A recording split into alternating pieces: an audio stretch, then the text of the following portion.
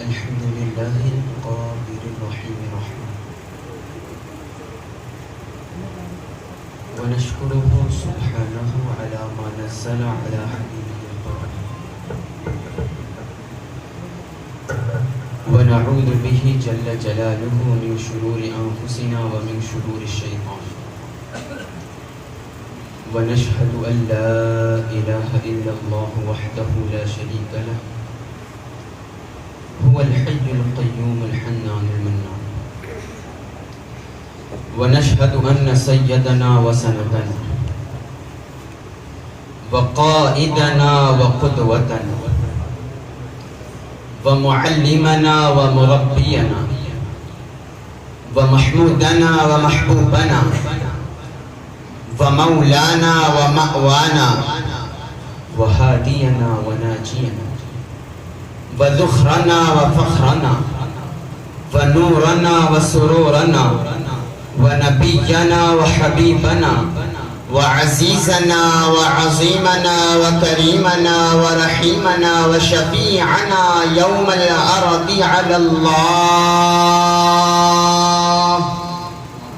محمد عبده ورسوله صلاة وسلام عليك يا رسول الله الغفار وعلى آلك الأطهار وصحبك الأبرار وعلى جميع أولياء الله الأخيار وبعد فأعوذ بالله من الشيطان الرجيم بسم الله الرحمن الرحيم قل لا أسألكم عليه أجرا إلا المودة في القربى صدق الله العظيم وصدق رسوله النبي الأمين المتين الكريم ونحن على ذلك لمن الشاهدين والشاكرين والحمد لله رب العالمين. محفل میں رونق افروز ناظم اجلاس جناب مفیض اشرفی صاحب طویلہ و دیگر دور و دراز سے آئے ہوئے تمام معزز سامعین حضرات، السلام علیکم ورحمۃ اللہ وبرکاتہ۔ نعت پاک کی فرمائش کی گئی ہے، آغاز گفتگو سے پیش تک چند اشعار آپ کے سماعتوں کے حوالے پیش کروں گا، بغور محبت کے ساتھ سماعت فرمائیں اور ہو سکے تو باواز بلند میرے ساتھ مل کر پڑھیں۔ اس سے قبل ایک بار محبت کے ساتھ درود پاک کا نذرانہ پیش کریں، پڑھیں باواز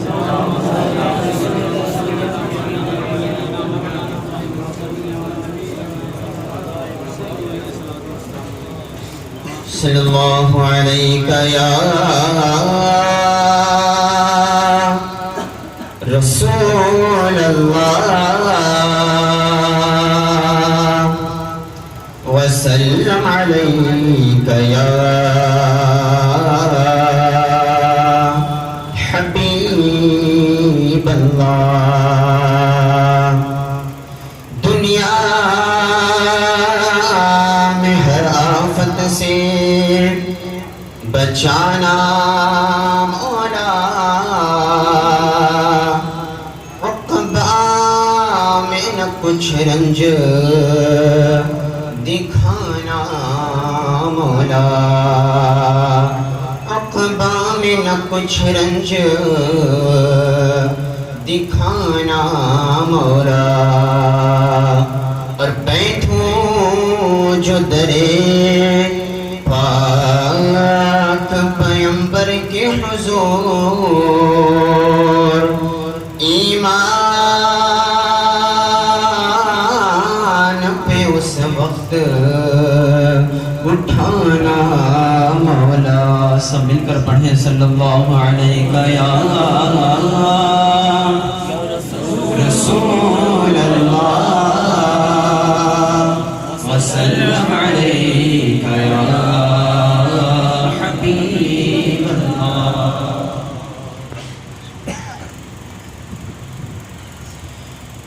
یا نبی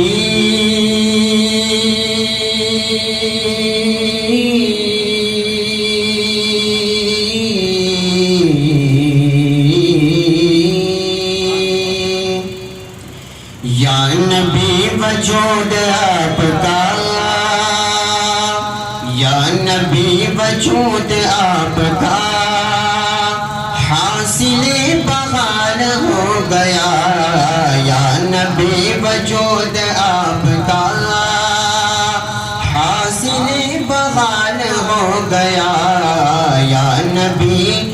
وجود آپ کا حاصل بغال ہو گیا یا نبی وجود آپ کا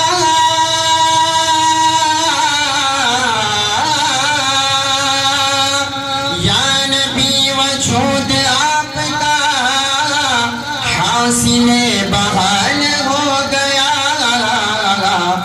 آپ کے قدم کو چوم کر آپ کے قدم کو چوم کر خار خوشبودار ہو گیا آپ کے قدم کو چوم کر خار خوشبودار ہو گیا یا نبی وجود آپ کا حاصل بغال ہو گیا شعر دیکھیں بڑا ہی پیارا شعر ہے جب پڑی نگاہ مصطفیٰ تیر دل کے پار ہو گیا جب پڑی نگاہ مصطفیٰ تیر دل کے پار ہو گیا جب پڑی نگاہ مصطفیٰ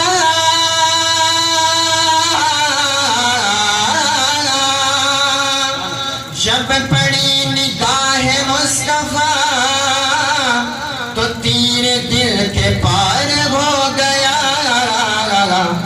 قتل کرنے آئے تھے عمر قتل کرنے آئے تھے عمر مصطفیٰ سے پیار ہو گیا قتل کرنے آئے تھے عمر مصطفیٰ سے پیار ہو گیا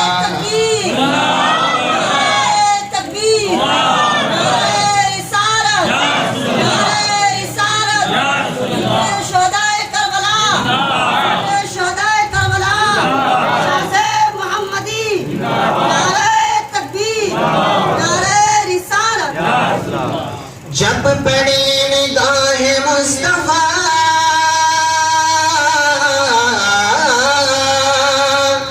جب پڑی نگاہ مصطفیٰ تو تیر دل کے پار ہو گیا قتل کرنے آئے تھے عمر قتل کرنے آئے تھے عمر مصطفیٰ سے پیار ہو گیا قتل کرنے آئے تھے عمر مصطفیٰ سے پیار ہو گیا یا نبی وجود آپ کا حاصل بغال ہو گیا اور غوث کی یہ شان دیکھیے با اثر زبان دیکھیے غوث کی یہ شان دیکھیے با اثر زبان دیکھیے غوث کی یہ شان دیکھیے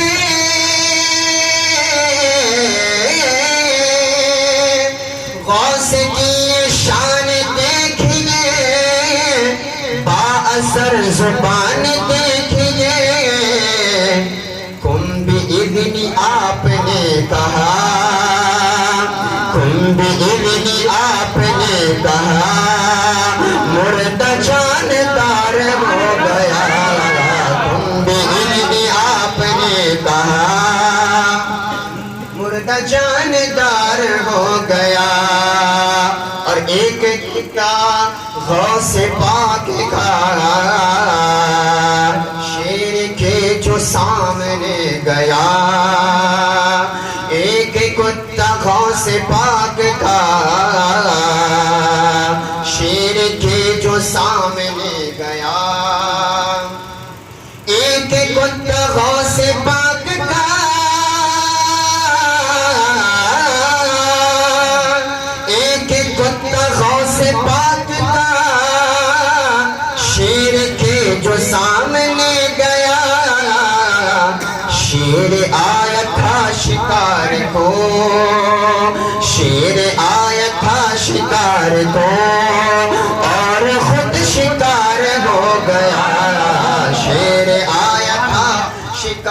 کو اور خود شکار ہو گیا یا نبی وجود آپ کا حاصل بغال ہو گیا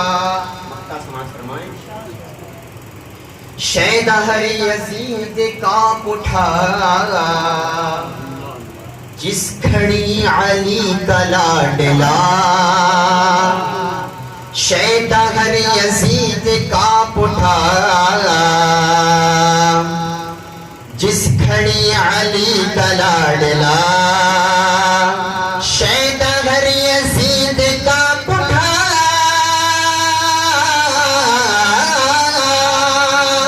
شیدہر یزید کانپ اٹھا جس کھڑی علی کا لاڈلا لے کے ذوالفقار حیدری لے کے ذوالفقار حیدری گھوڑے پر سوار ہو گیا لے کے ذوالفقار حیدری گھوڑے پر سوار ہو گیا یا نبی وجود آپ کا حاصل بغال ہو گیا آپ کے قدم کو چوم کر خار خوشبودار ہو گیا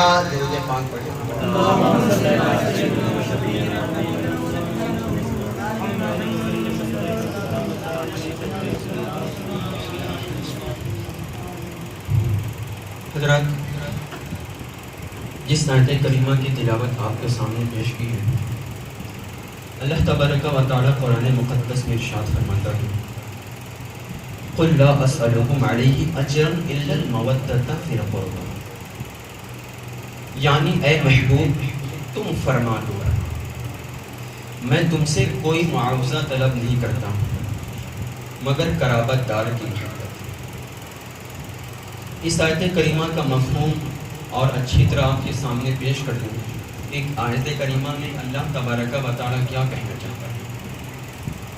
اس آیت کریمہ کا مطلب یہ ہے کہ میرے آقا صلی اللہ تعالی علیہ وسلم اپنی امت کو مخاطب کر کے ارشاد فرماتے ہیں کہ اے لوگوں، اے میری امت کے لوگوں، میں نے تمہارے پاس جو اسلام کی تبلیغ فرمائی، تمہیں جو ایمان نصیب ہوا، میں اس کے بدلے میں تم سے کوئی معاوضہ طلب نہیں کرتا، میں اس کے بدلے میں تم سے کچھ نہیں مانگتا، بس تم میرے قرابت دار سے، میرے اہل بیت، میرے پنجتن پاک سے محبت۔ تاریخ گواہ ہے اللہ کے مقدس رسول صلی اللہ تعالی علیہ وسلم کو اسلام کی تبلیغ کرنے کے لیے بے شمار مشقتیں اٹھانا پڑا، لیکن سرکار نے کبھی معاوضہ طلب نہیں کیا۔ آئیے ذرا ہم پیچھے بیک گراؤنڈ کا جائزہ لیتے ہیں، میرے آقا صلی اللہ تعالی علیہ وسلم کی حیات طیبہ میں چلتے ہیں کہ سب سے پہلی مرتبہ جب میرے سرکار علیہ السلام نے مکے کی سرزمین پر لوگوں کے سامنے اسلام کی دعوت پیش کی تھی، معاذ اللہ لوگ آپ کو پاگل کہتے، آپ کو جادوگر کہتے، کوئی آپ کو کاہن کہتا، طرح طرح کے برے نام سے آپ کو پکارا جاتا، لیکن میرے سرکار نے کبھی کوئی معاوضہ طلب نہیں کیا۔ میرے آقا صلی اللہ تعالی علیہ وسلم کعبے میں نماز پڑھتے، مشرکین آتے اور آپ کے گلے میں چادر ڈال کر وہ کستے، آپ کا گلا گھوٹنے کی کوشش کرتے، سرکار کو تکلیف دی جاتی، لیکن سرکار نے کبھی معاوضہ طلب نہیں کیا۔ میرے آقا صلی اللہ تعالی علیہ وسلم کعبے میں نماز پڑھتے، مشرکین آتے اور آپ کی مبارک پیٹھ پر اونٹ کی اودھی لگتے تھے، رسول کو تکلیف پہنچائی جاتی، لیکن سرکار نے کوئی معاوضہ طلب نہیں کیا۔ میرے آقا صلی اللہ تعالی علیہ وسلم کے راستوں میں کانٹے بچھائے جاتے، آپ کے گھر کے آگے کوڑا رکھا جاتا، لیکن سرکار نے معاوضہ طلب نہیں کیا۔ جنگ احد کے موقع پر میرے آقا صلی اللہ تعالی علیہ وسلم کے دانت کا کنارہ مبارک شہید ہو گیا تھا، آپ کا جسم خون سے چھنی ہو گیا تھا، رسول کریم صلی اللہ تعالی علیہ وسلم کو تکلیف تکلیف دی جا رہی ہے، لیکن سرکار نے کوئی معاوضہ طلب نہیں کیا۔ تاریخ کا وہ واقعہ بھی ہے جب آپ طائف کی بستی میں آتے ہیں، وہاں اسلام کی دعوت پیش کی ہے، وہاں کے بچوں نے آپ کے اوپر اس قدر پتھر برسائے کہ میرے آقا صلی اللہ تعالی علیہ وسلم کا جسم اطہر خون سے بھر جاتا ہے، یہاں تک کہ آپ کے مقدس نعلین خون سے لبریز ہو جاتے ہیں۔ رسول کریم صلی اللہ تعالی علیہ وسلم کو تکلیف دی گئی، لیکن سرکار نے کوئی معاوضہ طلب نہیں کیا۔ تکلیفیں دی گئی لیکن کوئی معاوضہ طلب نہیں کیا گیا، مشقتیں دی گئی لیکن کوئی معاوضہ طلب نہیں کیا گیا، پریشانی دی گئی لیکن کوئی معاوضہ طلب نہیں کیا، وہ شکستیں برداشت کی گئی لیکن کوئی معاوضہ طلب نہیں کیا۔ رسول صبر کرتے رہے، مسکراتے رہے، پتھر کھا کر اذیتیں برداشت کرتے رہے، لیکن کوئی معاوضہ طلب نہیں کیا۔ لیکن جب معاوضہ طلب کرنے کی باری آئی تو قرآن نے ارشاد فرمایا قل لا اسألکم علیہ اجرا الا المودۃ فی القربى، کہ میری امت کے لوگوں میں تم سے کوئی معاوضہ طلب نہیں کرتا، بس تم میرے قرابت دار سے، میرے اہل بیت اطہار سے، میرے پنجتن پاک سے محبت کرو، اور جو پنجتن پاک سے محبت کرے گا، اہل بیت اطہار سے پیار کرے گا، تو محمد مصطفیٰ بھی اس سے پیار کرے گا اور محمد کا خدا بھی اس سے پیار کرے گا۔ نعرہ رسالت، ذکر شہدائے کربلا، نعرہ حیدری، نعرہ حیدری، نعرہ حیدری۔ ذرا میں حدیث کا حوالہ بھی آپ کے سامنے پیش کر دوں تاکہ آپ یہ نہ سمجھیں کہ میری بات ہوا میں ہو رہی ہے۔ ذرا آپ حدیث کا حوالہ بھی سنتے جائیں۔ آپ پہلے یہ سمجھ لیں پنجتن پاک کون لوگ ہیں۔ ایک مرتبہ میرے آقا صلی اللہ تعالی علیہ وسلم اپنی زوجہ مطہرہ ام سلمہ رضی اللہ تعالی عنہا کو مخاطب کر کے ارشاد فرماتے ہیں کہ اے ام سلمہ دروازے پر کھڑی ہو جا، دروازے کے اندر سے کوئی اندر نہ آنے پائے۔ یہ حدیث کریمہ امام مسلم کی کتاب صحیح مسلم میں موجود ہے، بیہقی کے اندر موجود ہے، طبرانی اوسط میں موجود ہے، طبرانی کبیر میں موجود ہے، اور اسی طرح مستند احمد بن حنبل میں موجود ہے۔ امام بخاری نے بھی مختلف لفظوں میں روایت کیا ہے۔ اب تفسیر کی کتاب میں آتے ہیں، تفسیر مدارک میں موجود ہے، تفسیر کبیر میں موجود ہے، تفسیر روح البیان میں موجود ہے، تفسیر روح المعانی میں موجود ہے، اسی طرح مدارج النبوہ میں موجود ہے، خصائص کبریٰ میں موجود ہے، اور دیگر کتاب میں موجود ہے کہ میرے آقا صلی اللہ تعالی علیہ وسلم ایک مرتبہ اپنی زوجہ مطہرہ ام سلمہ رضی اللہ تعالی عنہا کو مخاطب کر کے ارشاد فرماتے ہیں دروازے پر کھڑی ہو جاؤ، اندر دروازے پر کوئی نہ آنے پائے۔ ام سلمہ رضی اللہ تعالی عنہا دروازے پر کھڑی ہو جاتی ہیں، رستہ تک رہی ہیں۔ فدعا النبی صلی اللہ علیہ وسلم علی و فاطمہ و حسن و حسینہ، میرے آقا صلی اللہ تعالی علیہ وسلم نے علی کو بلایا، فاطمہ کو بلایا، اور امام حسن و حسین کو بلایا، اور انداز کچھ ایسا تھا کہ میرے آقا صلی اللہ تعالی علیہ وسلم دو زانوں بیٹھے ہوئے تھے، اور حضرت علی کا گھٹنا میرے نبی کے بائیں گھٹنے سے ملا ہوا تھا، اور سیدہ کائنات فاطمۃ الزہرا کا گھٹنا میرے نبی کے دائیں گھٹنے سے ملا ہوا تھا، اور امام حسن و حسین بچپنے کا عالم ہے، گود میں بیٹھے ہوئے ہیں۔ میرے آقا صلی اللہ تعالی علیہ وسلم اپنی دھاری والی چادر لیتے ہیں، پانچوں لوگوں کو اڑاتے ہیں، اسی چادر کے اندر میرے آقا بھی ہے، حضرت مولا کائنات علی بھی ہے، اسی چادر کے اندر فاطمۃ الزہرا بھی ہے، اسی چادر کے اندر امام حسن بھی ہے، اسی چادر کے اندر امام حسین ہے۔ یہ پانچ لوگ چادر کے اندر حاضر ہیں۔ سرکار دعا کے ہاتھ اٹھاتے ہیں اور ارشاد فرماتے ہیں اللہم ہؤلاء اہل بیت، اے اللہ یہ میرے گھر والے ہیں، ویطہرہم تطہیرا، مولا تو انہیں خود پاک کر دے۔ رسول ادھر دعا کر رہے ہیں، رسول پاکی کی دعا کر رہے ہیں، وہ رسول جو مستجاب الدعوات ہے کہ جس کی دعا رد نہیں ہوتی، وہ رسول کے اشارے کا حال یہ ہے کہ اشارہ کر دے تو چاند ٹکڑے ہو جائے، اشارہ کر دے تو ڈوبا سورج پلٹ آئے، اشارہ کر دے تو پیڑ اپنی جڑ کھودتا آپ کے سامنے آ جائے، اشارہ کر دے تو پتھر بول اٹھے، اشارہ کر دے تو کنکر کلمہ پڑھنے لگے، اشارہ کر دے لعاب دہن پانی میں ڈال دے تو پانی میٹھا ہو جائے، لعاب دہن ابو بکر کے پاؤں پر لگائیں تو قہر کے اثرات ختم ہو جائیں، لعاب دہن قتادہ کی آنکھ میں ڈالے تو اندھی آنکھ اٹھیارہ ہو جائے. یہ سرکار کے اشارے کا عالم ہے. رسول مستجاب الدعوات دعا کر رہے ہیں, مولا میرے گھر والوں کو پاک کر دے, خود پاک کر دے. رسول دعا کر رہے ہیں, دعا کیسے رد ہو سکتی تھی؟ پاکی کی دعا رسول مانگ رہے ہیں. رب نے قرآن میں آیت نازل فرمائی, انما یرید اللہ لیذھب عنکم الرجس اہل بیت ویطہرکم تطہیرا. اے محبوب, اللہ تبارک و تعالیٰ تو یہی ارادہ فرماتا ہے کہ آپ کے گھر والوں کو گندگی سے دور کر دے اور انہیں خوب پاک کر دے. یہ رسول کی شان ہے. مستجاب الدعوات, تیری دعا اثر سے نہ کبھی مغلول ہوئی, تیری دعا اثر سے نہ کبھی مغلول ہوئی. ادھر زبان سے نکلی ہے, ادھر قبول ہوئی ہے. میرے سرکار علیہ الصلوۃ والسلام پاکی کی دعا مانگتے ہیں. اللہ تبارک و تعالیٰ نے قرآن میں آیت تطہیر کو نازل فرما دی. بات واضح ہو گئی. پنجتن پاک ایک میرے آقا ہے, دوسرا مولائے کائنات ہے, تیسری سیدہ کائنات فاطمۃ الزہرا ہے, چوتھا امام حسن ہے, پانچواں امام حسین ہے. اب یہ وہ لوگ ہیں کہ اگر ان میں سے کسی ایک شخص بھی کوئی بندہ محبت کرتا ہے تو اس بندے سے محمد مصطفیٰ بھی محبت کرتے ہیں اور محمد کا خدا بھی محبت کرتا ہے. اب اس کی بھی وضاحت میں حدیث کی روشنی میں کر دینا چاہتا ہوں کہ یقیناً جو بندہ اہل بیت اطہار سے ایک فرد سے بھی محبت کرتا ہے تو اللہ اور اس کے رسول بھی اس سے پیار کرتے ہیں, اس سے محبت کرتے ہیں. میرے آقا صلی اللہ تعالی علیہ وسلم ایک مرتبہ اپنے گھر تشریف رکھتے تھے. حضرت اسامہ بن زید رضی اللہ تعالی عنہ حاضر ہو جاتے ہیں. ابھی میں آپ کے سامنے سیریس بائی حدیث پیش کر رہا ہوں, آپ غور سے سنیں. ابھی میں اپنی بات نہیں بیان کر رہا, ابھی حدیث پاک بیان کر رہا ہوں. میرے آقا صلی اللہ تعالی علیہ وسلم گھر میں تھے.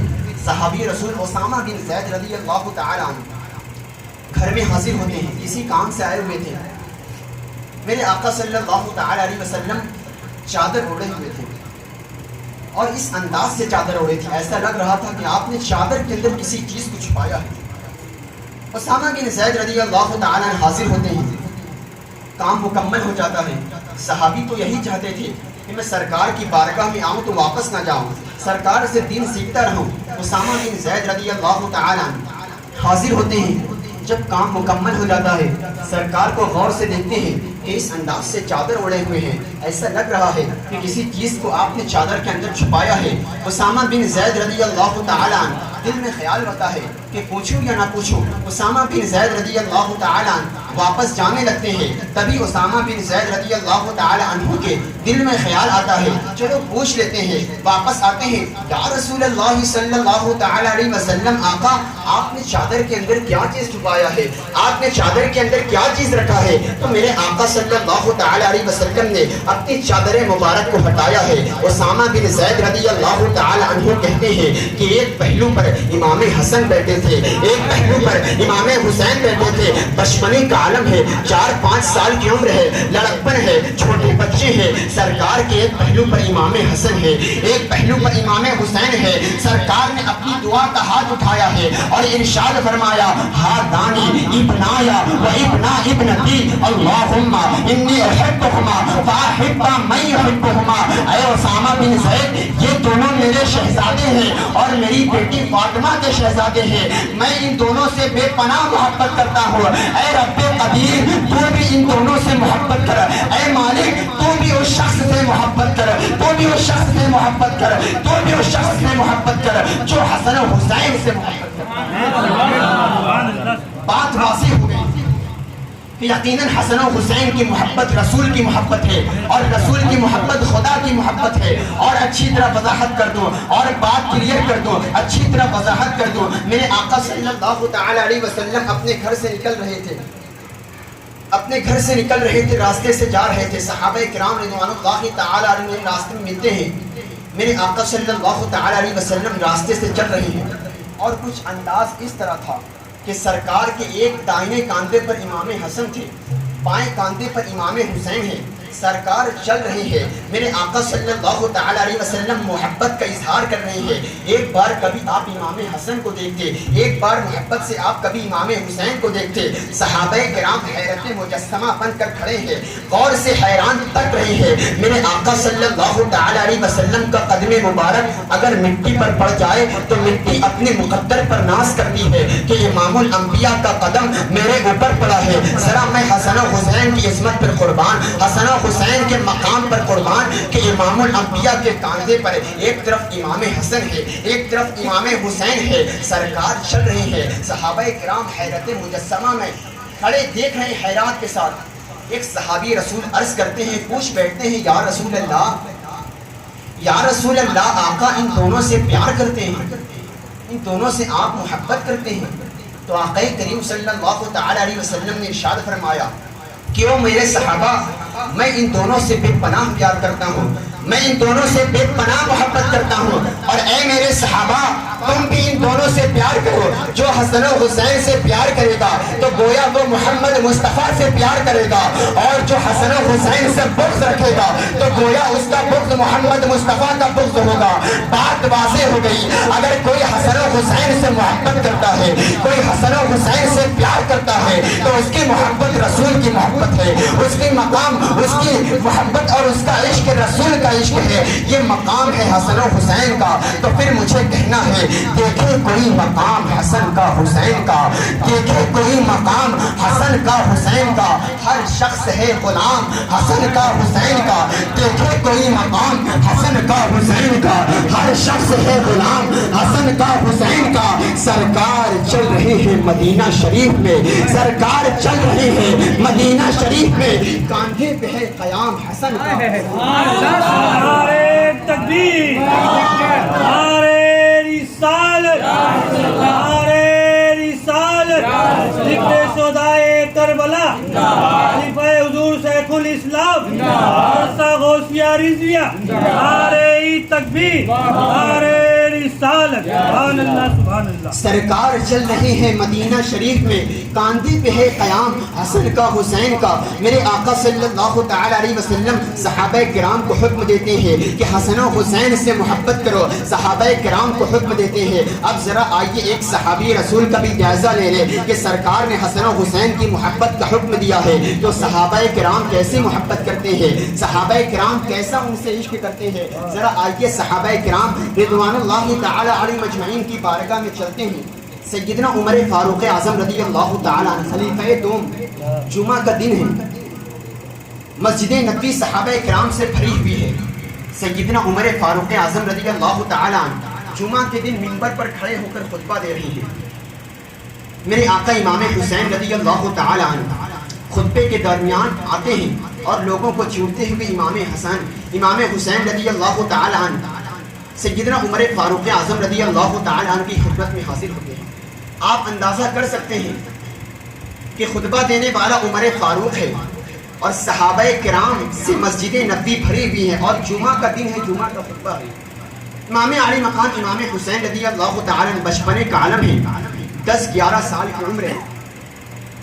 سیدنا عمر فاروق اعظم رضی اللہ تعالی عنہ کے پاس آتے ہیں اور عرض کرتے ہیں، اے عمر، آپ میرے نانا کے منبر سے نیچے اترے. اے عمر، آپ میرے نانا کے منبر سے نیچے اترے. سیدنا عمر فاروق اعظم رضی اللہ تعالی عنہ 22 لاکھ میل مربع کا حکمران، نہ آؤ دیتا ہے نہ تاؤ دیتا ہے.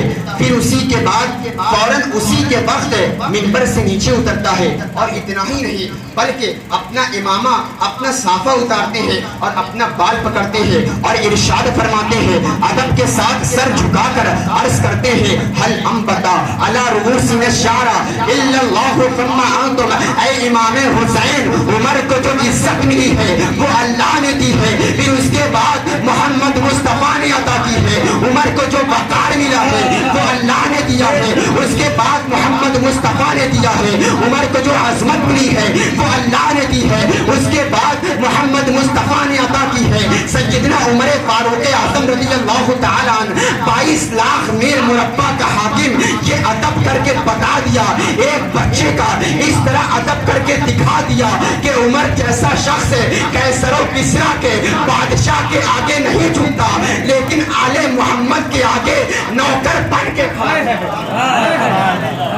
22 لاکھ میل مربع کا حاکم، جس کے بارے میں میرے رسول نے ارشاد فرمایا کہ عمر جس راستے سے چل رہا ہو اس راستے سے شیطان عمر کو دیکھ کر بھاگ جاتا ہے۔ یہ سیدنا عمر کی شان ہے، یہ فاروق اعظم کا مقام ہے، لیکن سیدنا عمر فاروق اعظم رضی اللہ تعالیٰ عنہ ایک بچے کے آگے اپنا سر جھکا دیتے ہیں اور یہ ادب کر کے بتا دیتے ہیں کہ عمر محمد مصطفیٰ کا بھی نوکر ہے اور آل محمد کا بھی نوکر ہے۔ گویا یہ عمر کہہ رہے تھے کیسے بتائیں آپ کو کیسے حسین ہے، کیسے بتائیں آپ کو کیسے حسین ہے، اتنا میں جانتا ہوں انوکھے حسین ہے، کیسے بتائیں آپ کو کیسے حسین ہے، اتنا میں جانتا ہوں انوکھے حسین ہے۔ کرتی ہے ان کو وقت کی رفتار بھی سلام، کرتی ہے ان کو وقت کی رفتار بھی سلام، پیچھے یہ کائنات ہے آگے حسین ہے، پیچھے یہ کائنات ہے آگے حسین ہے، اور کیوں کرنا کائنات میں چرچا انہی کا ہو، کیوں کرنا کائنات میں چرچا انہی کا ہو، ارے مولائے کائنات کے بیٹے حسین ہے، مولائے کائنات کے بیٹے حسین۔ نعرہ تکبیر، نعرہ رسالت، ذکر سودائے کربلا، فیضان امام حسین، نعرہ تکبیر، نعرہ رسالت۔ یہ شان سیدنا امام حسین رضی اللہ تعالی عنہ کی ہے کہ صحابہ کرام نے بھی ادب کر کے محبت کر کے بتا دیا کہ امام حسین کی عظمت اور مقام کا عالم کیا ہے۔ ایک واقعہ اور آپ کے سامنے پیش کرنا چاہوں گا کہ ایک مرتبہ میرے آقا صلی اللہ تعالی علیہ وسلم کو ایک صحابی رسول نے دعوت پر بلایا۔ صحابی رسول آقا کریم صلی اللہ تعالی علیہ وسلم کے خدمت میں دعوت کا پیغام پیشتے ہیں، میرے آقا صلی اللہ تعالی علیہ وسلم قبول فرماتے ہیں، منظور کر لیتے ہیں۔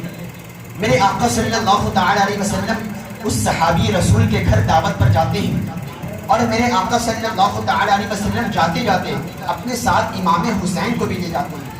امام حسین بچپن کا عالم ہے، 6 7 5 سال کی عمر ہے۔ امام حسین کو اپنے ساتھ لے کر چلے جاتے ہیں اور اس صحابی رسول کے گھر پہنچتے ہیں اور کھانا تناول کرتے ہیں۔ میرے آقا صلی اللہ تعالی علیہ وسلم صحابہ کرام کے ساتھ کھانا کھاتے ہیں، اور امام حسین ہے، بچپنے کا عالم ہے، گھر سے باہر نکلتے ہیں اور اپنے ہم عمر لڑکوں کے ساتھ کھیلنے لگتے ہیں۔ آج بھی بچے کہیں دعوت میں جاتے ہیں، اپنے ہم عمر کے ساتھ کھیلنے لگتے ہیں۔ واقعی بچوں کا کھیلنا بڑا پیارا لگتا ہے، بڑا محبت کا اظہار ہوتا ہے، لیکن یہ سمجھ لو یہ کوئی معمولی بچہ نہیں ہے، یہ وہ حسین ہے کہ جس کو امام الانبیاء بھی کھلاتے ہیں اور امام الملائکہ بھی کھلاتے ہیں۔ یہ وہ حسین ہے جس کو کھلانے کے لیے جبریل بھی آتے ہیں اور جس کو کھلانے کے لیے میرے آقا بھی آتے ہیں۔ یہ وہ حسین ہے کہ جس کو فرشتوں کا سردار بھی کھلاتا ہے اور نبیوں کا سردار بھی کھلاتا ہے۔ آقا حسین علیہ الصلوۃ والسلام باہر ہیں، اپنے ہم عمر لڑکوں کے ساتھ کھیلتے ہیں۔ میرے آقا صلی اللہ تعالی علیہ وسلم جب کھانا تناول فرما چکے، فارغ ہو گئے، تو میرے آقا صلی اللہ تعالی علیہ وسلم بھی باہر آتے ہیں اور اسی مقام پر تشریف لاتے ہیں۔ آپ حضرات توجہ میری طرف کریں، تھوڑی دیر کے لیے میں حاضر ہوں، توجہ میری طرف کریں، غور سے سنیں۔ میرے آقا صلی اللہ تعالی علیہ وسلم کھانا سے فارغ ہو جاتے ہیں، آپ بھی باہر نکلتے ہیں اور اسی مقام پر حاضر ہوتے ہیں جہاں امام حسین بچوں کے ساتھ کھیل رہے تھے۔ میرے آقا صلی اللہ تعالی علیہ وسلم باہر آتے ہیں اور صحابہ کرام حیرت مجسمہ بن کر کھڑے ہیں کہ میرے آقا امام حسین رضی اللہ تعالی عنہ کھیل رہے ہیں اور میرے سرکار علیہ الصلوۃ والسلام بھی وہیں ہے، امام حسین کو پکڑ رہے ہیں۔ امام حسین ہے، کبھی ایک بار ادھر سے بھاگتے ہیں، سرکار پھر پکڑتے ہیں۔ امام حسین کبھی ایک بار ادھر سے بھاگتے ہیں، سرکار پھر پکڑتے ہیں۔ امام حسین پھر بھاگتے ہیں، سرکار پھر پیچھے۔ صحابہ کرام حیرت مجسمہ بن کر کھڑے ہیں، حیرانگی کے ساتھ دیکھ رہے ہیں کہ امام الانبیاء کہ جس کی بارگاہ میں فرشتے ادب سے آتے ہیں، جس کی بارگاہ میں فرشتے اپنا پر سمیٹ کر آتے ہیں، وہ امام الانبیاء ایک بچے حسین کے ساتھ اس طرح کھیل رہا ہے۔ امام حسین ہے، ایک بار ادھر بھاگتے ہیں، سرکار پھر پکڑتے ہیں، حسین ایک بار پھر ادھر بھاگتے ہیں، راوی بیان کرتے ہیں۔ امام ذہبی نے اس روایت کو نقل کیا ہے کہ میرے آقا صلی اللہ تعالی علیہ وسلم ایک بچے کو اگر پکڑنا چاہتے تو فوراً پکڑ لیتے، امام حسین کو پکڑنا چاہتے تو فوراً پکڑ لیتے، لیکن راوی بیان کرتے ہیں وَيُزَاحِقُ رَسُولِ اللَّهِ صلی اللہ تعالی علیہ وسلم او کما قال، اللہ کے رسول صلی اللہ تعالی علیہ وسلم حسین کو پکڑنا چاہتے تو ایک بار میں پکڑ لیتے، لیکن اللہ کے رسول صلی اللہ تعالی علیہ وسلم حسین کو پکڑ نہیں رہے تھے، بلکہ حسین کو کھلانا چاہتے تھے، حسین کو خوش کر رہے تھے۔ حسین ہے ایک بار ادھر جاتے ہیں، ایک بار ادھر بھاگتے ہیں، سرکار پھر پیچھے ہے، امام حسین ایک بار ادھر ہے، ایک بار ادھر ہے۔ صحابی عرض کرتے ہیں اسی کے بعد سرکار نے حسین کو پکڑا ہے، امام علی مقام امام حسین چھوٹے شہزادوں کو پکڑا ہے اور اپنے سینے سے لگایا ہے، اپنے سینے سے کس کے لگایا ہے، وہ سینہ مبارک جس کے بارے میں قرآن نے ارشاد فرمایا الم نشرح لک صدرک، کہ محبوب اللہ تبارک و تعالیٰ نے کیا آپ کا سینہ مبارک کو کشادہ نہیں فرمایا؟ اسی سینہ مبارک سے حسین چمٹے ہوئے ہیں، اسی سینہ مبارک سے حسین لپٹے ہوئے ہیں۔ صحابی عرض کرتے ہیں اسی کے بعد آقا نے امام حسین کی داڑھی مبارک کو ذرا اونچا کیا ہے۔ صحابی کہتے ہیں کہ ہم نے دیکھا سرکار نے امام حسین کا ماتھا بھی چوما، امام حسین کا لب بھی چوما، امام حسین کا گال بھی چوما۔ جب یہ واقعہ میری نظر سے گزرا تو اس واقعے نے مجھے جھنجھوڑ کر رکھ دیا کہ صحابی کہتے ہیں کہ سرکار نے سارے صحابہ کرام کے سامنے حسین کے ماتھے کو بھی چوما، حسین کے لب کو بھی چوما، حسین کے گال کو بھی چوما۔ جب یہ واقعہ میری نظر سے گزرا میں حیران ہو کر رہ گیا کہ ارے وہ حجر اسود کہ جس کو میرے آقا نے ایک بار چوما تھا، ایک بار حجر اسود کو چوما تھا، اس پتھر کا حال یہ ہے کہ قیامت تک لوگ اس کو چومتے رہیں گے۔ حسین ہے کہ سارے صحابہ کے سامنے سرکار کبھی ماتھا چوم رہے ہیں، کبھی لب چوم رہے ہیں، کبھی گال چوم رہے ہیں، کبھی آنکھ چوم رہے ہیں۔ ارے حجر اسود کو ایک بار چوما تھا، اس پتھر کا مقام یہ ہے، ذرا میں حسین کی عظمت پر قربان، امام حسین کے مقام پر قربان کہ کبھی سرکار ماتھا چومتے ہیں، کبھی لب چومتے ہیں، کبھی گال چومتے ہیں، کبھی ہونٹ چومتے ہیں، سرکار چوم رہے ہیں۔ کیا شان تھی آقا حسین کی؟ تو پھر مجھے کہنے دو پیدا ہوئے تو حق سے شریعت خرید لی، پیدا ہوئے تو حق سے شریعت خرید لی، جب ہو گئے جوان تو امامت خرید لی، پیدا ہوئے تو حق سے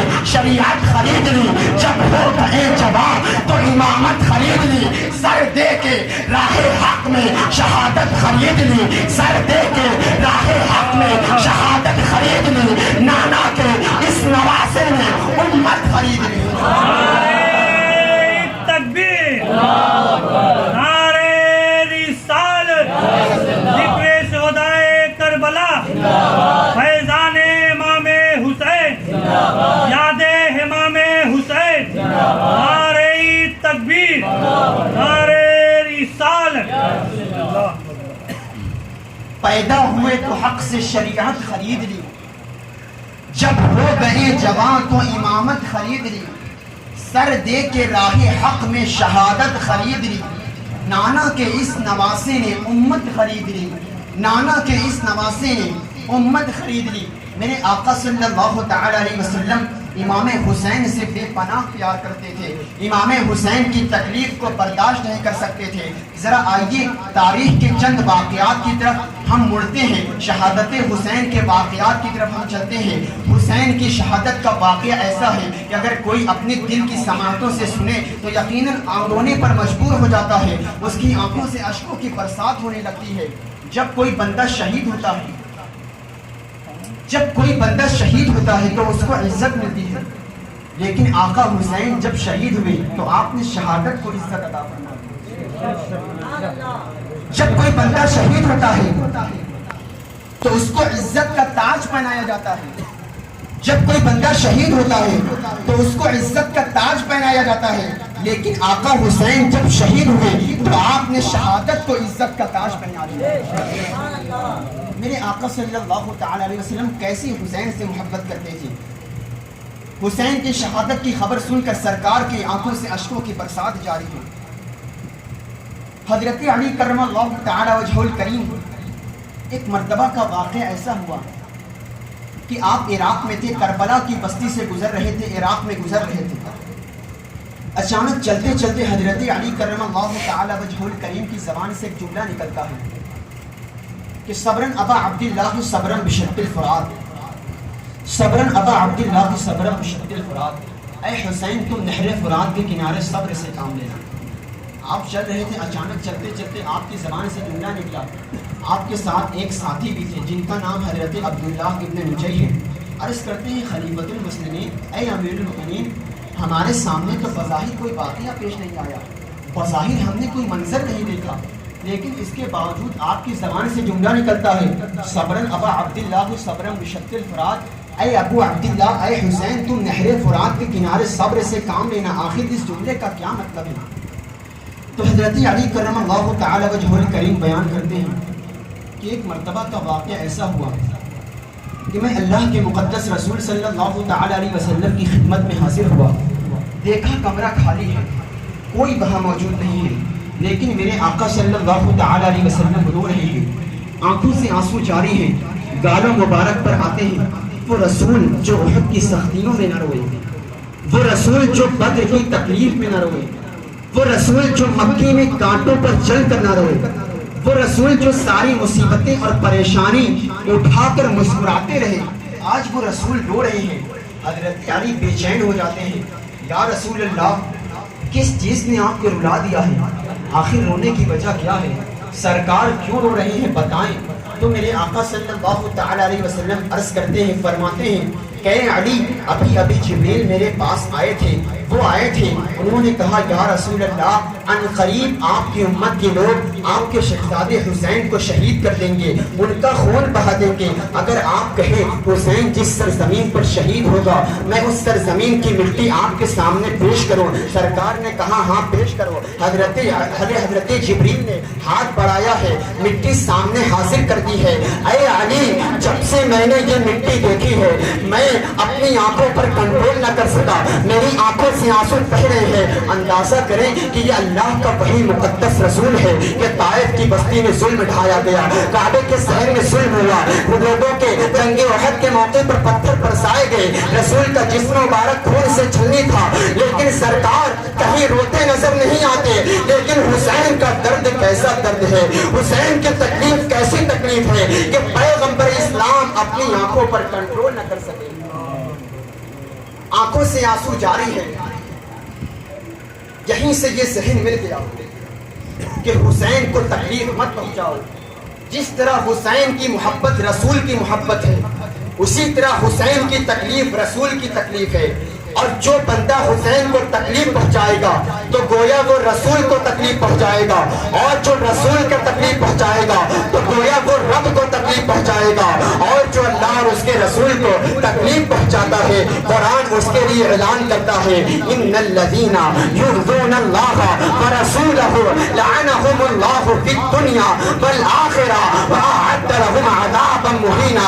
جان لو، یقین سے جان لو، جو لوگ اللہ اور اس کے رسول کو اذیت پہنچاتے ہیں، تکلیف دیتے ہیں، اللہ تبارک و تعالیٰ نے دنیا اور آخرت میں ان پر لعنت بھیج دی ہے، اور جہنم کا رسوا کرنے والا عذاب ان کے لیے تیار کر رکھا ہے۔ بے پناہ محبت سرکار امام علی مقام حسین سے کیا کرتے۔ میرے آقا صلی اللہ تعالی علیہ وسلم راستے سے گزر رہے تھے، راستے میں حضرت فاطمہ الزہرا رضی اللہ تعالی عنہا کا گھر پڑتا ہے۔ گھر میں داخل ہوتے ہیں، دیکھتے ہیں کہ حسین کے بچپن کا عالم ہے، رو رہے ہیں، آنکھوں سے آنسو بہہ رہے ہیں۔ میرے سرکار علیہ الصلوۃ والسلام حسین کو اپنی گود میں اٹھاتے ہیں، سینے سے لگاتے ہیں، اپنی لاڈلی بیٹی فاطمہ کو مخاطب کر کے ارشاد فرماتے ہیں الم تعلمی انی بکاہ یؤذینی، کہ اے فاطمہ کیا تمہیں نہیں پتا کہ بے شک حسین کا رونا مجھے تکلیف پہنچاتا ہے؟ ارے وہ پیغمبر جو حسین کے رونے کو برداشت نہ کر سکا، حسین کی آنکھوں میں آنسو نہ دیکھ سکا، وہ کیسے گوارا کرے گا کہ کربلا کی سرزمین پر حسین کی گردن سے خون بہے، حسین کی گردن سے خون بہے؟ یقیناً حسین کی گردن سے خون بہانا پیغمبر اسلام کی تکلیف کا باعث ہے، اس میں کوئی شبہ نہیں رہ جاتا کہ جنہوں نے اللہ کے مقدس رسول کے نواسے اور شہزادے کو تکلیف پہنچائی ہے وہ دنیا اور آخرت میں اللہ کی لعنت کے مستحق ہو چکے ہیں، اور کل قیامت کے دن جہنم کا رسوا کرنے والا عذاب ان کے لیے تیار رکھا ہے۔ ذرا آئیے شہادت حسین کے واقعات کی طرف ہم چلتے ہیں۔ توجہ آپ میری طرف کریں، آپ سنجیدہ ماحول بنائے رکھیں، سنجیدگی کے ساتھ سنیں۔ میرے آقا امام حسین رضی اللہ تعالی عنہ کربلا کی سرزمین پر اپنے 72 جانثار ساتھیوں کے ساتھ موجود ہیں۔ رات کا وقت ہے، 9ویں محرم الحرام کی رات ہے، 3 دن کا عرصہ گزر چکا ہے، پیاس کی شدت سے حلق سوکھ چکی ہے، دشمن ارد گرد گھوڑے کانپ رہے ہیں، دشمن کے ارد گرد گھوڑے چل رہے ہیں، 22,000 کا لشکر کربلا کی سرزمین پر حاضر ہے۔ امام علی مقام امام حسین رضی اللہ تعالی عنہ کی پھوپھی خیمے کے اندر موجود ہے، خاتون کے پردے کا اہتمام ہے، ان کو بڑی تکلیف اور بے چینی ہو رہی تھی کہ کوئی حسین کو تکلیف نہ پہنچائے، ان کو بے چینی ہو رہی تھی اور اسی تکلیف کی حالت میں وہ بے ہوش ہو جاتی ہیں۔ آقا حسین رضی اللہ تعالی عنہ اپنے تمام 72 جانثار ساتھیوں کو جمع کرتے ہیں اور قرآن کا درس دیتے ہیں اور ارشاد فرماتے ہیں، اے لوگوں، ایک دن سب کو مرنا ہے، چاہے وہ زمین والا ہو یا آسمان والا ہو، سب کو ایک دن مرنا ہے۔ اب اگر اللہ تبارک و تعالیٰ کی آزمائش ہم پر آ گئی ہے تو ہمارا کام یہ ہے کہ ہم صبر کریں اور اللہ کا تقوی اختیار کریں اور اسی سے ڈریں اور کسی سے نہ ڈریں۔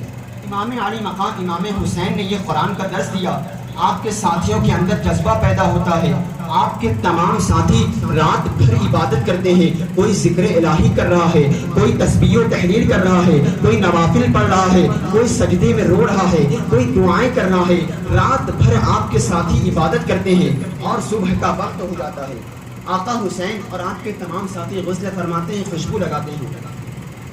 امام علی مقام امام حسین رضی اللہ تعالی عنہ نے ایک بار پھر ان بدبخت لشکروں کو سمجھانا چاہا کہ اے لشکروں، مجھے پہچانو، میں وہی حسین ہوں جس کے بارے میں تمہارے رسول نے ارشاد فرمایا، حسین منی وانا من الحسین، کہ حسین مجھ سے ہیں اور میں حسین سے ہوں۔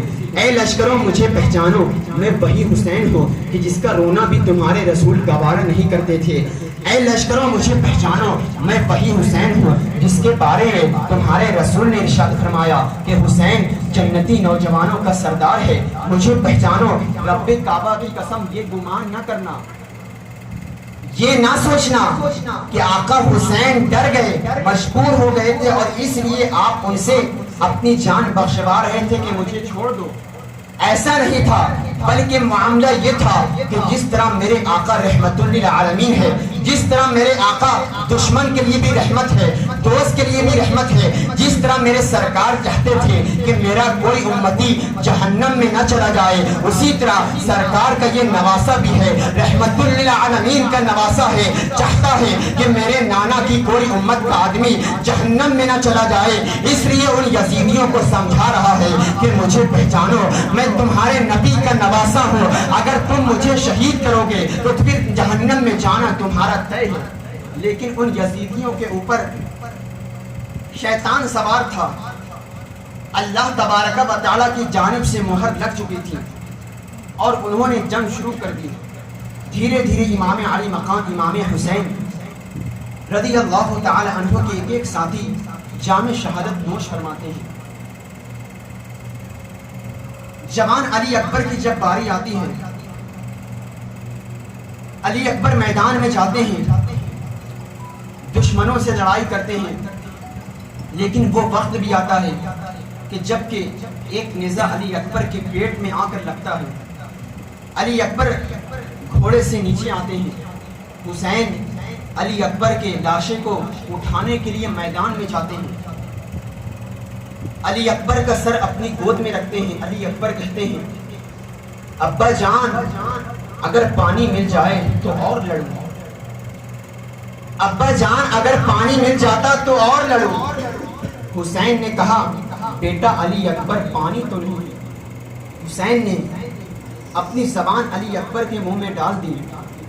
پیٹ سے نیزہ نکالا ہے تو خون کے فوارے جاری ہو جاتے ہیں اور اس طرح علی اکبر کی شہادت ہو جاتی ہے. جام شہادت نوش فرماتے ہیں. امام حسین علی اکبر کے لاشوں کو لے کر خیمے میں آتے ہیں. اس کے بعد گھوڑے کی لگام کو جوان قاسم نے دولہے قاسم نے پکڑ لیا ہے. حسین نے کہا بیٹا قاسم تو رک جا. بیٹا قاسم تو رک جا. تو میری بھائی حسن کی آخری نشانی ہے, تو رہ جا. لیکن دولہے قاسم نے ہاتھ جوڑ دیا. عرض کرتے ہیں چچا جان اگر میں رہ گیا تو کل قیامت کے دن اپنے بابا کو کیسے منہ دکھاؤں گا. کل قیامت کے دن اپنے بابا کو کیا جواب دوں گا. میں نہیں رک سکتا. دولہا قاسم 17 دن ہوئے تھے آپ کے نکاح ہوئے. 17 دن کا دولہا قاسم نکاح ہوئے. میدان میں جاتا ہے, دشمنوں سے لڑائی کرتا ہے. وہ وقت بھی آتا ہے کہ قاسم کی آواز آتی ہے یا ابتاہ اے چچا جان. امام حسین قاسم کے لاشیں کو اٹھانے کے لیے میدان میں جاتے ہیں اور لاشیں کو اٹھا کر خیمے کے اندر آتے ہیں اور اسی کے بعد ظہر کی نماز کا وقت ہوتا ہے. حسین کہتے ہیں مرو عن الیقفی عن القتال حتی نصلی او کما قال الحسین. حسین کہتے ہیں کہ ان لشکروں سے کہو کہ یہ تھوڑی دیر جنگ روک دیں تاکہ ہم ظہر کی نماز ادا کر لیں. امام علی مقام امام حسین رضی اللہ تعالی عنہ ظہر کی نماز ادا کرتے ہیں. اے حسین تیری شجاعت کو سلام. اے حسین تیری عظمتوں کو سلام. دشمن تلوار لیے ہوئے سر پر حاضر ہیں لیکن رب کی اطاعت یاد ہے. دشمن سروں پر تلوار لیے حاضر ہے لیکن نانا کا پیغام یاد ہے. نمازیں ادا کر رہے ہیں, ظہر کی نماز مکمل کرتے ہیں. خیمے کے اندر سے آواز آتی ہے. حسین دوڑے دوڑے خیمے کے اندر آتے ہیں. بہن زینب سے کہتے ہیں زینب تو صابر باپ کی بیٹی ہے, تو صبر کرنے والے باپ کی بیٹی ہے, کیا تو صبر نہیں کر سکتی. سیدہ زینب نے کہا بھائی حسین میں تو صبر کر رہی ہوں, مجھ سے صبر ہو رہا ہے, لیکن اس 6 مہینے کے ننھے علی اصغر کو دیکھو. 3 دن کی پیاس کی شدت سے حلق سوکھ چکی ہے. ذرا اس کا بلکنا دیکھو, اس کا رونا دیکھو. میں خود صبر کر رہی ہوں لیکن اس کا رونا مجھ سے گوارا نہیں ہوتا, مجھے برداشت نہیں ہوتا. 3 دن کی پیاس کی شدت سے 6 مہینے کے علی اصغر کی حلق سوکھ چکی ہے. بھائی زینب ایک بار اس ننھے علی اصغر کو اپنی گود میں لو اور نہر فرات کے کنار توجہ میری طرف دے. تھوڑی دیر کے لیے آپ رک جائیں, توجہ میری طرف کریں. بہن زینب عرض کرتی ہیں اے حسین ایک بار اس ننھے علی اصغر کو اپنی گود میں لو اور نہر فرات کے پاس جو لشکر ہے ان کے دکھاؤ اور کہو اے یزیدیوں اس 6 مہینے کے ننھے علی اصغر نے تمہارا کیا بگاڑا ہے. دیکھو پیاس کی شدت سے کیسا بلک رہا ہے. اگر تم ایک گھونٹ اسے پانی دے دو تو تمہارا کچھ نہیں چلا جائے گا, اور تم میرے رسول کے کلمہ پڑھتے ہو, تمہیں کلمے کا واسطہ. تمہاری دشمنی مجھ سے ہے, اس سے نہیں ہے. اگر تم اس سے پانی پیا دو دے گے تو یہ تلوار لے کر تم سے جنگ نہیں کرے گا. آقا حسین ننھے علی اصغر کو لے کر نہر فرات کے پاس اس یزیدی کے پاس آتے ہیں. عرض کرتے ہیں اے یزیدیوں تمہاری جنگ تو مجھ سے ہے, تمہاری لڑائی تو مجھ سے ہے, لیکن 6 مہینے کے ننھے علی اصغر نے تمہارا کیا بگاڑا ہے. اس علی اصغر نے تمہارا کیا بگاڑا ہے. دیکھو پیاس کی شدت سے کیسا بلک رہا ہے. ایک گھونٹ اسے پانی پلا دو تو یہ تلوار لے کر تم سے جنگ نہیں کرے گا. تمہیں رسول کے کلمے کا واسطہ ایک گھونٹ اسے پانی پلا دو. وہ بدبخت یزیدی کہنے لگے حسین بہانہ نہ بناؤ۔ حرملہ کہنے لگا حسین ذرا اس بچے کا چہرہ تو دکھاؤ، اس بچے کا ذرا چہرہ تو دکھاؤ۔ امام علی مقام امام حسین نے ننھے علی اصغر کے چہرے سے پردہ ہٹایا ہے۔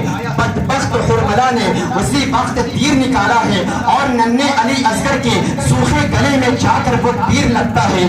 3 دن کا پیاسا علی اصغر جو پیاس کی شدت سے بلک رہا تھا، ایک ہچکی بنتی ہے اور ایک ہچکی کھانے کے بعد اپنے نانا کے پاس پہنچ جاتے ہیں، جام شہادت نوش فرماتے ہیں۔ اللہم صلی علی محمد کما صلیت علی ابراہیم وعلی آلہ واہل بیتہ اجمعین۔ بدبخت حرملہ نے اسی وقت تیر کو چلایا ہے، ننھے علی اصغر کی حلق میں آ کر تیر لگتا ہے۔ 3 دن کا پیاسا علی اصغر جو پیاس کی شدت سے بلک رہا تھا، ایک ہچکی بنتی ہے، جام شہادت نوش فرماتا ہے۔ حسین ہیں علی اصغر کو لے کر واپس خیمے کی طرف آتے ہیں۔ جب جا رہے تھے تو بچہ پیاس کی شدت سے بلک رہا تھا۔ اب ننھا علی اصغر کی بلکنا بند ہو چکا ہے اور شہادت ہو چکی ہے۔ واپس آتے ہیں خیمے کی طرف، زینب آتی ہیں، عرض کرتی ہیں حسین کیا پانی مل گیا؟ علی اصغر کا رونا کیسے بند ہو گیا؟ کیا پانی مل گیا ہے؟ حسین نے ننھے علی اصغر کو زینب کی گود میں دیا اور ارشاد فرمایا کہ زینب اب یہ بچہ نہیں روئے گا۔ زینب نے پردہ ہٹایا ہے، خون کے فوارے حلق سے نکل رہے تھے۔ زینب نے اپنے بچے کا یہ منظر دیکھا ہے، خون کے فوارے کو دیکھا ہے، اسی وقت بے ہوش ہو جاتی ہے۔ سیدہ رباب آتی ہے، وہ اپنے لخت جگر کے ٹکڑے کو دیکھتی ہے، وہ بھی یہ منظر دیکھ کر بے ہوش ہو جاتی ہے۔ کربلا کی سرزمین پر واحد ذات امام علی مقام آقا حسین کی ہے کہ علی اصغر قربان ہو گیا، عباس علم بردار قربان ہو گئے، لیکن زبان پر شکوہ نہیں ہے، زبان پر شکایت نہیں ہے۔ دولہا قاسم شہید ہو گیا لیکن زبان پر شکوہ نہیں ہے۔ علی اصغر کی قربانی ہو گئی لیکن زبان پر شکوہ نہیں ہے۔ بس حسین آسمان کی طرف سر اٹھاتے ہیں اور گویا یہ کہہ رہے تھے کہ مولا جس حال میں تو رکھے وہ حال گوارا ہے، اتنا تو تو یہ کہہ دے کہ یہ بندہ ہمارا ہے۔ حسین کی زبان پر نہ شکوہ ہے نہ شکایت ہے، جب یہاں تک کہ کوئی نہ بچا۔ آخری سلام امام علی مقام امام حسین رضی اللہ تعالی عنہ سیدہ زینب کو عرض کرتے ہیں، آخری وصیت آخری نصیحت سب کو کرتے ہیں۔ زین العابدین سے کہتے ہیں بیٹا زین العابدین اس لٹے قافلے کو تم مدینے واپس لے کر جانا۔ اور اس طرح آخری سلام پیش کر کے حسین گھوڑے پر سوار ہوتے ہیں، ذوالجناح پر سوار ہوتے ہیں اور حسین ایڑی مارتے ہیں اور ذوالجناح کو مخاطب کر کے ارشاد فرماتے ہیں، ذوالجناح چل سوئے مقتل قدسیان فلک انتظار کر رہے ہیں۔ ذوالجناح چل سوئے مقتل بابا انتظار کر رہے ہیں۔ ذوالجناح چل سوئے مقتل جامع کوثر کا جام انتظار کر رہا ہے۔ ذوالجناح چل سوئے مقتل رب قدیر کی آزمائش میں کامیاب ہونے کا وقت آ چکا ہے۔ ذوالجناح چل سوئے مقتل بچپن میں جو نانا سے وعدہ کیا تھا آج وفا کرنے کا وقت آ گیا ہے۔ ذوالجناح چل سوئے مقتل، لیکن ذوالجناح ہے کہ اپنا سر نیچے رکھتا ہے۔ حسین پھر عرض کرتے ہیں ذوالجناح چل، لیکن ذوالجناح ہے کہ اپنا سر نیچے جھکاتا ہے۔ پھر رسی کھینچی ہے، ایک لگائی ہے، ذوالجناح چل، لیکن ذوالجناح ہے کہ اپنا سر نیچے رکھتا ہے۔ حسین نے کہا ذوالجناح نیچے کیا ہے؟ حسین گھوڑے سے نیچے اترتے ہیں، حسین گھوڑے سے نیچے اترتے ہیں، دیکھتے ہیں کہ گھوڑے کی گردن سے معصوم سیدہ سکینہ لپٹی ہوئی ہے اور عرض کرتی ہے اے گھوڑے خدا کے لیے میرے بابا کو ادھر نہ لے کر جا، رب کعبہ کی قسم ادھر جو بھی جاتا ہے وہ زندہ واپس نہیں آتا۔ اے گھوڑے خدا کے لیے میرے بابا کو ادھر نہ لے کر جا۔ اے گھوڑے جب تک میں اپنا سر اپنے بابا کے سینے پر نہیں رکھتی مجھے نیند نہیں آتی۔ اے گھوڑے میرے بابا کو ادھر نہ لے کر جا۔ حسین اپنی معصوم سکینہ کو گود میں لیتے ہیں، سینے سے لگاتے ہیں اور کہتے ہیں سکینہ اب میرے سینے پر سونے کے وقت ختم ہو گئے۔ سکینہ اب میرے سینے پر سونے کے وقت ختم ہو گئے، بہن زینب کے سپرد کیا۔ زینب میری سکینہ کا خیال رکھنا، اسے رونے نہ دینا، یہ میرے سینے کے بغیر سوتی نہیں، اس کی حفاظت کرنا۔ آخری سلام عرض کر کے گھوڑے پر سوار ہوتے ہیں۔ جب گھوڑے کی زین کس کے میدان کربلا میں نبی کا نواسہ نکلا ہے، ہم شبیہ رسول کریم صلی اللہ تعالی علیہ وسلم کی تصویر جب میدان کربلا میں نکلا ہے تو گویا یہ آواز آ رہی تھی، یہ کون ذی وقار ہے، یہ کون شاہ سوار ہے، یہ باز ہے کٹا ہوا، لخت لخت ہے کٹا ہوا، تمام جسم ہے نازنی پھر بھی ہے ڈٹا ہوا، یہ نبی کا نور عین ہے، یہ بال یقین حسین ہے، حسین ہے۔ گھوڑے پر چل رہے ہیں، دشمنوں کی لائن لگتی ہے، دشمنوں کے گردن کٹ کٹ کر گر رہی ہے، تلواریں چل رہی ہیں، دشمنوں کے رونگٹے کھڑے ہو رہے ہیں۔ ایسا لگ رہا ہے کہ حسین کے اندر آج ابو بکر صدیق کی صداقت بھی موجود ہے، ایسا لگ رہا ہے کہ آج حسین کے اندر فاروق اعظم کی شجاعت بھی موجود ہے، ایسا لگ رہا ہے کہ آج حسین کے اندر عثمان غنی کی سخاوت بھی موجود ہے،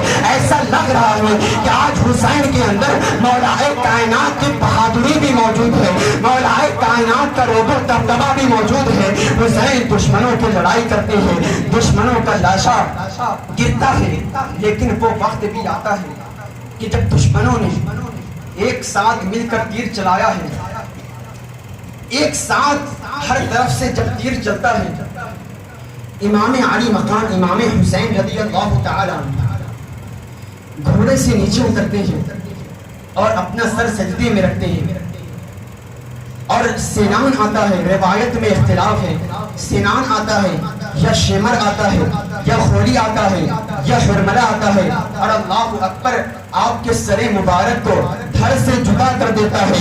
عرش سے آواز آتی ہے، یا ایتھن نفس المطمئنہ ارجعی الی ربک راضیۃ مرضیہ، اے حسین لوٹا، عرش تیرے قدم کو چومنے کے انتظار میں ہے۔ حسین تو نے بندگی کا حق ادا کر دیا۔ مصطفیٰ کی آواز آئی، حسین تو نے میرے کاندھے کی سواری کا حق ادا کر دیا۔ علی کی آواز آئی، حسین تو نے میرے خون کا حق ادا کر دیا۔ فاطمہ کی آواز آئی، حسین تو نے میرے کاندھے کی، حسین تو نے میرے دودھ کا حق ادا کر دیا۔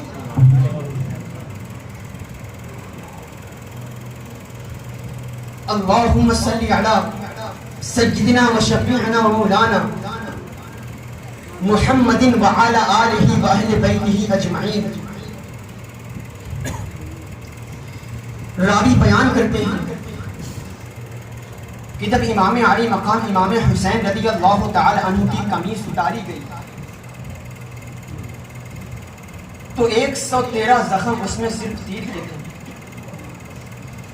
113 زخم اس میں صرف تیر کے تھے۔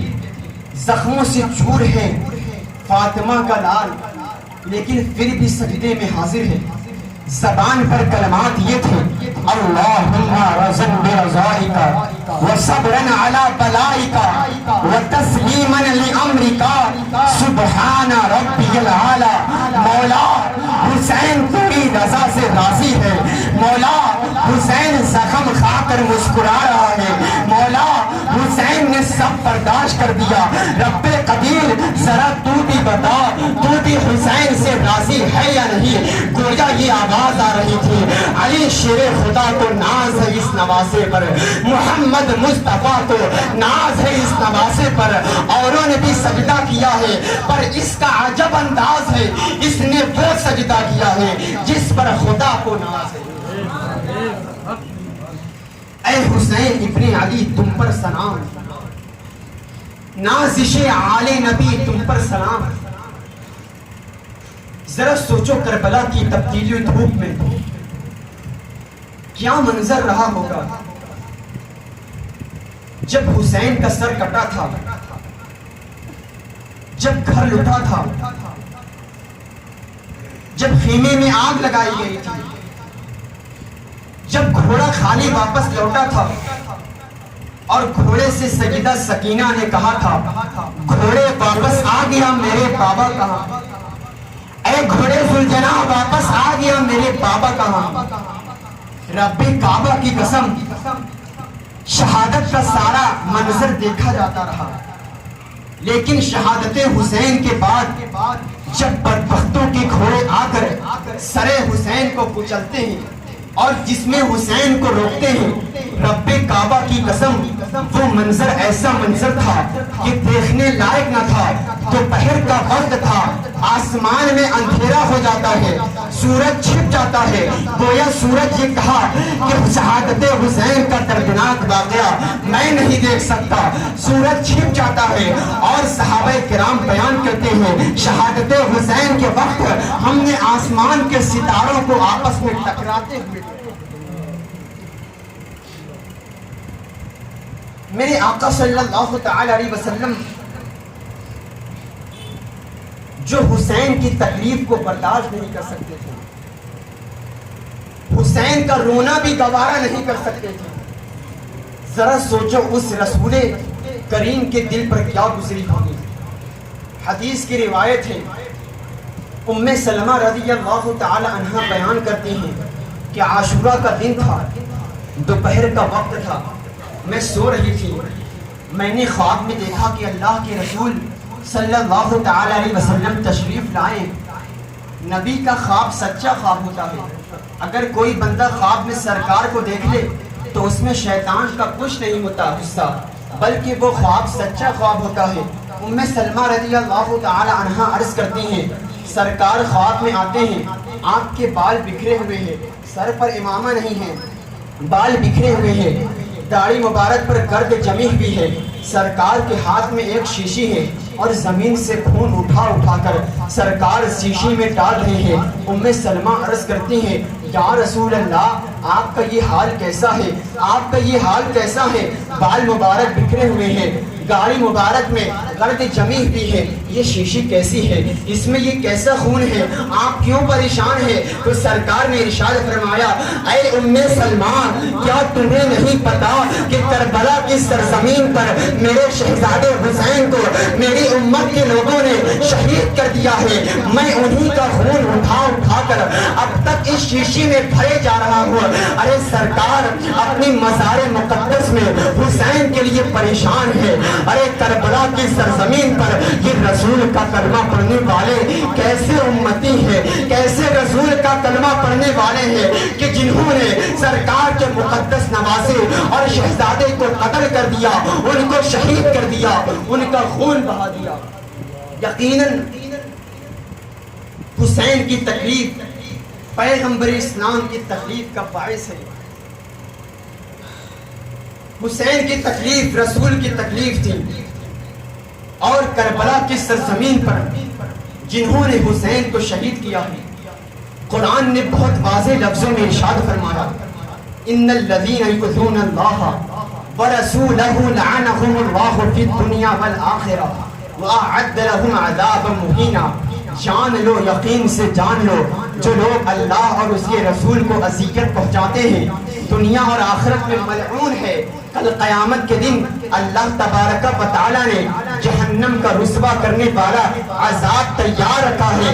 یقیناً جس نے حسین کو تکلیف پہنچائی ہے وہ دنیا اور آخرت میں اللہ کی لعنت کے مستحق ہو چکے ہیں، اور کل قیامت کے دن جہنم کا رسوا کرنے والا عذاب ان کے لیے تیار رکھا ہے۔ امام علی مقام امام حسین رضی اللہ تعالی عنہ، اب آخر میں اصلاحی بات کچھ پیش کر کے میں اپنی گفتگو تمام کر دینا چاہتا ہوں کہ میرے بھائی آپ غور کریں کہ امام علی مقام امام حسین رضی اللہ تعالی عنہ نے اپنی شہادت دے کر پوری امت مسلمہ کو یہ پیغام دے دیا کہ یہ سر کٹ سکتا ہے لیکن نماز کا دامن نہیں چھوٹے گا، یہ سر کٹ جائے گا لیکن نانا کا پیغام نہیں چھوٹے گا۔ آج ہمیں امام حسین رضی اللہ تعالی عنہ کی محبت کا دم بھرنے والے ہیں، ہم نمازوں سے غافل ہیں، ہمیں نمازوں کا احساس نہیں۔ ایک بڑا ہی مختصر دلچسپ واقعہ آپ کے سامنے بیان کرنا چاہوں گا کہ ایک مرتبہ کا واقعہ ایسا ہوتا ہے کہ 3 نوجوان دوست، اکثر یہ واقعہ اصلاحی طور پر میں سارے لوگوں کے سامنے بیان کرتا رہتا ہوں۔ 3 نوجوان دوست اپنے ملک سے باہر گھومنے کے لیے جاتے ہیں۔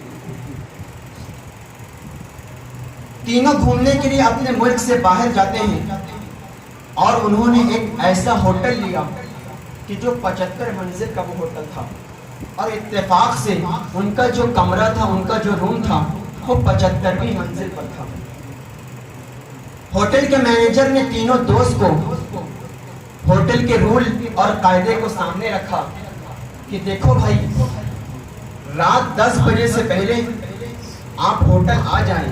اگر آپ کہیں دن میں گھومنے کے لیے باہر جاتے ہیں تو 10 بجے سے پہلے آپ ہوٹل آ جائیں، کیونکہ جو لفٹ کا دروازہ ہے جس سے آپ اپنے کمرے تک 75 مالے پر جاتے ہیں، 10 بجے کے بعد لفٹ کا دروازہ بند ہو جاتا ہے۔ اگر 10 بجے کے بعد آئیں گے تو لفٹ کا دروازہ نہیں کھولا جائے گا، مجبوراً آپ کو سیڑھی سے چڑھ کر جانا پڑے گا۔ تینوں دوست راضی ہو جاتے ہیں، پہلے دن باہر گھومنے کے لیے جاتے ہیں۔ مینیجر کا قاعدہ اور رول یاد تھا، 10 بجے سے پہلے واپس آ جاتے ہیں۔ دوسرے دن پھر گھومتے ہیں، گھومتے ادھر ادھر گھومتے ہیں، وقت کا پتہ نہ چلا، 10 بجے کے باہر ہو گیا۔ اب ہوٹل آتے ہیں، 10 بجے کے پار ہو چکا تھا، لفٹ کا دروازہ بھی بند ہو چکا تھا۔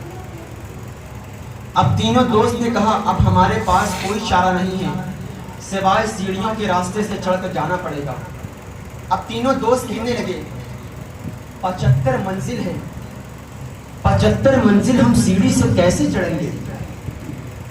تو ان میں سے ایک دوست نے کہا کہ ہم ایسا کرتے ہیں کہ ہم میں سے ایک دوست 1 منزل سے لے کر 25 منزل تک ہمیں چٹکلا اور کہانی سنائے گا، چٹکلا اور ہنسی مذاق کرے گا۔ اس طرح ہم ہنسی مذاق کریں گے، 75 منزل تک پہنچ جائیں گے، 25 منزل تک پہنچ جائیں گے۔ دوسرے دوست نے کہا کہ میں 25 منزل سے لے کر 50 منزل تک سنجیدہ اور سیریس بات کروں گا، سیریس کہانی بتاؤں گا، سنجیدہ کہانی بتاؤں گا۔ اور تیسرا دوست کہنے لگا 50ویں منزل سے لے کر 75ویں منزل تک میں سیڈنس اور دکھ بھری کہانی، سیڈنس اسٹوری سناؤں گا۔ تینوں دوست راضی ہو جاتے ہیں۔ اب شروعات کرتے ہیں۔ پہلا دوست اپنے معمول کے مطابق 1 منزل سے لے کر 25 منزل تک ہنسی مذاق کرتا ہے، چٹکلا کہانی سناتا ہے۔ 25 منزل وہ پار کر دیتے ہیں ہنستے ہنستے، ٹائم کا پتہ نہیں چلتا، 25 منزل پوری کر لیتے ہیں۔ اب دوسرے دوست کی باری آتی ہے، وہ سنجیدہ اور سیریس بات بتاتا ہے۔ سارے لوگ چڑھتے ہیں، تینوں دوست 50ویں منزل پر پہنچتے ہیں، تھک کے چور ہو چکے ہیں۔ اب تیسرے دوست کی باری ہے، بالکل تھک کے چور ہو چکے ہیں۔ اسی طرح اب تیسرے دوست کی باری ہے، اب وہ سیڈنس اور دکھ بھری کہانی سنانا عرض کرتا ہے، سناتا ہے، دکھ بھری کہانی سناتا ہے۔ اور اسی طرح کرتے کرتے جب 75ویں منزل پر پہنچے تو تینوں دوست تھک کے شور اسی جگہ پڑے جاتے ہیں، اسی طرح گر جاتے ہیں، لیٹ جاتے ہیں۔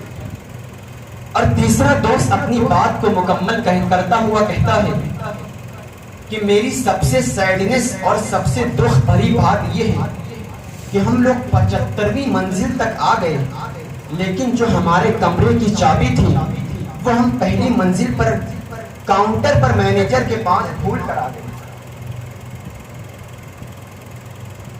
یہ بظاہر ایک ہماری زندگی کی مثال ہے، یہ تو ایک واقعہ ایسے ہی یوں ہی تھا کہ بظاہر ہماری زندگی کی مثال ہے۔ ذرا آپ اپنے فیوچر، مستقبل اور پاسٹ کی طرف جائزہ لیں۔ جب ہم پیدا ہوتے ہیں تو 1 سال سے لے کر جو 25 سال کا ہمارا عرصہ ہوتا ہے، ہماری لائف اسکول اور کالجوں میں گزرتی ہے، ہنسی مذاق میں گزر جاتی ہے، चुटकुले बाजी में गुजर जाती है, 25 साल की जिंदगी हो जाती है, हमें पता नहीं चलता। और जब 25 साल का अरसा होता है, इस दरमियान हम सीरियस और संजीदा रहते हैं, शादी वगैरह होती है और अपने बच्चों के मुस्तकबिल को संवारने के लिए हम लग जाते हैं, उनकी शादी का इंतजाम सीरियस हो जाते हैं। और जब 50 साल से 75वीं मंजिल का अरसा होता है, 50 साल से 75 साल का अरसा होता है, तो इस अरसे में हमारे ऊपर बीमारियां आती हैं, मुसीबतें आती हैं, हम अस्पतालों के चक्कर काटते हैं, हम दुखी होते हैं। फिर एक ऐसा वक्त भी आता है कि हमारी मौत आती है, हम मर कर जाते हैं, मौत का पैगाम आता है, कब्र के अंदर दफन हो जाते हैं। जब जिंदगी गुजार कर मर जाते हैं और जब हिसाब किताब देने की बारी आई तो फिर हम सोचते हैं, अरे यार हमने पूरी जिंदगी अपनी ऐसे ही गुजार दी और जो असल हमारी जन्नत की चाबी थी हम दुनिया में भूल आए। मेरे भाई याद करो, मेरे सरकार ने इरशाद फरमाया है कि नमाज जन्नत की चाबी है, नमाज जन्नत की चाबी है। हम नमाजों से भूल है, नमाजों से दूर है, नमाजों को छोड़ बैठे हैं, संजीदा नहीं है, इस पर तवज्जो नहीं है, हम नमाजों की तरफ गाफिल हैं। तो फिर हम जन्नत की चाबी हमारे पास नहीं है, तो हम कैसे जन्नत में जाएंगे? वो तो ऐसी जिंदगी है कि दोबारा चांस भी मिलने वाला नहीं। तो इसलिए भाई जरूरत इस बात की है कि मौत के बाद मायूस होने की जरूरत ना पड़े, इससे पहले अपनी जन्नत की चाबी का दुनिया में इंतजाम करें, नमाज पंजगाना की पाबंदी करें। अल्लाह तबारक व तआला हम सबको नमाज पंजगाना पाबंदी के साथ अदा करने की तौफीक अता फरमाए और सुनने और कहने से ज्यादा अमल की तौफीक अता फरमाए। मंजिल से आगे बढ़कर मंजिल तलाश कर, मिल जाए तुझको दरिया तो समंदर तलाश कर। हर शीशा टूट जाता है पत्थर की चोट से, पत्थर ही टूट जाए वो शीशा तलाश कर। ईमान तेरा लुट गया रहज़न के हाथों से, ईमान तेरा बचा ले वो रहबर तलाश कर। हर शख्स जल रहा है दुश्मनी की आग में, हर शख्स जल रहा है दुश्मनी की आग में, उस आग को बुझा दे वो पानी तलाश कर, उस आग को बुझा दे वो पानी तलाश कर। करे सवार ऊंट पर अपने गुलामों को, पैदल ही जो खुद चले वो आका तलाश कर। वाखिर दावाना अनिल हम्दुलिल्लाहि रब्बिल आलमीन। अस्सलाम वालेकुम।